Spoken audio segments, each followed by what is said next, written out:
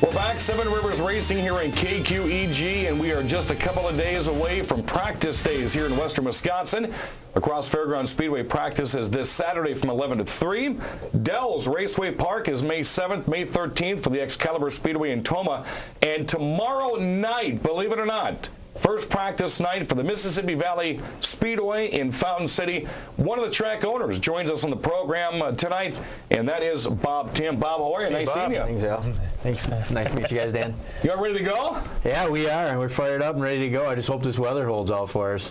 What are you looking at? That's the very first question is, I've already seen the forecast for the week, and they're calling for the temperatures not to be like they were last weekend when we hit 81 and started the week really nice. We're looking at probably mid-40s and maybe a little bit chillier at night. Is that going to deter a lot of drivers from coming out and throwing some dirt? No, I don't think it will. I think everybody will still show up, and the cold weather doesn't really affect us other than it's just cold and you got to wear a jacket. So beyond that, I think we'll have a good turnout for practice, and the track should be in good condition.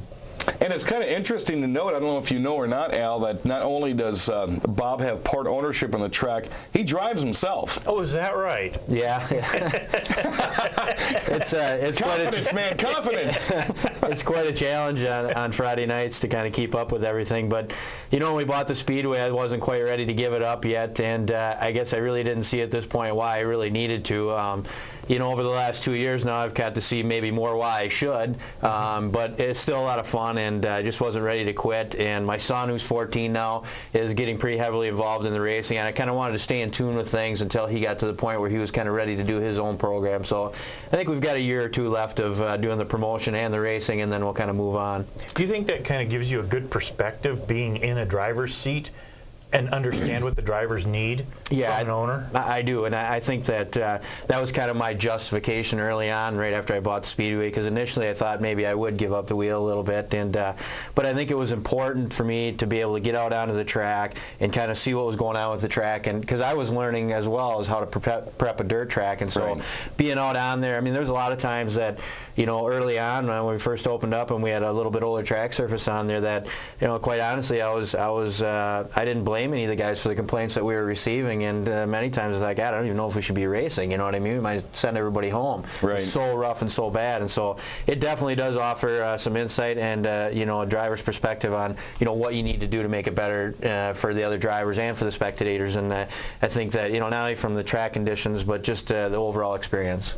You know, when I went up and caught my first race ever last year, I came back to the La Crosse area and said, I was talking with all kinds of folks, if you want to see a hidden gem of a racetrack and a state-of-the-art racing facility, take the half-an-hour drive up to Fountain City.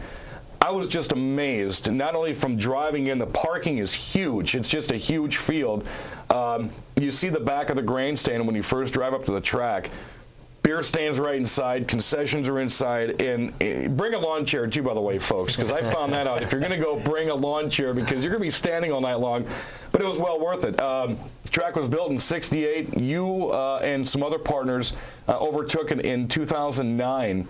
What have you done from 2009 until tomorrow night, which starts you open practice 2 years later? We've done a lot of things. I mean, probably the most significant thing that you'll notice, though, is just the shape of the track has changed. I mean, it was originally called Trioval Speedway for that reason. It was a trioval, it was a three-cornered racetrack. Right. And the problem, and there was a lot of good racing, a lot of good things that went on there, you know, since 1960s or whatever, and you know, it offered a lot of good racing. But the problem is that most dirt tracks are a traditional oval track, just like La Crosse Fairground Speedway, only on dirt. And you know, a lot of people, a lot of drivers, I think, were reluctant to travel there and participate in some of the bigger events that took place because the track was so unique. And those drivers that work there, race there weekly, you know, it's such an advantage over them because it took definitely a different setup in the race car to be able to keep up. And so that was one of the first things we wanted to do, is make it, you know, better or easier for drivers that can't be there every week to come in and race there when they can and to participate in some of our special events. So that's the biggest thing, is that it's changed from a trioval to a traditional oval. You know, nice surface, got some different ground, you know, brought in, and seems to hold up better, provides a better racing surface, and it's about 80 feet wide. So, you know, you're talking about 1 and 2 grooves and 3 grooves possibly. I mean, it's not uncommon to see, you know, cars race 4 wide at our speedway. So, provides for great entertaining racing action. And as an announcer, 4 wide coming out of turn 4, there's a vocal cord in there waiting to be blown. Anytime I've ever seen that happen, especially when you get sprint cars out there, that you get another one that can tuck in off the berm out of 4, making 5-wide racing. And we're going to talk about sprint cars here in just a couple of moments. You have 6 classes that race at Fountain City. Tell us about those classes. Well, the first class would be our Midwest Mini Mods, which is it's kind of an entry-level class, and we it's geared obviously more towards the kids, but we have a class just for adults.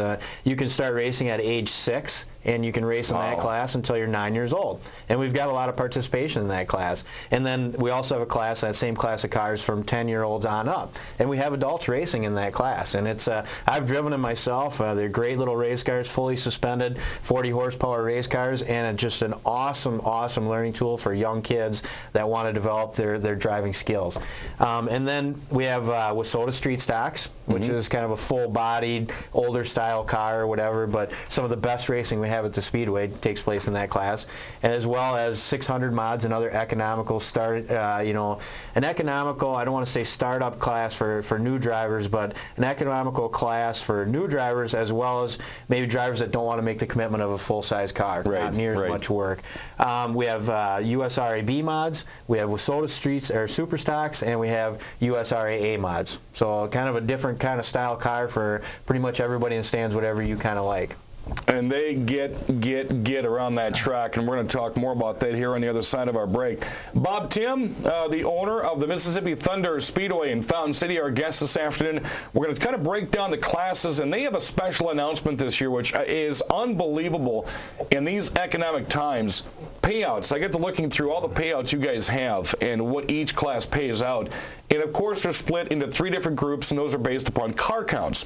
Pretty much set up each track like that. Very favorable payouts if you're looking into doing some dirt track racing this year in Fountain City.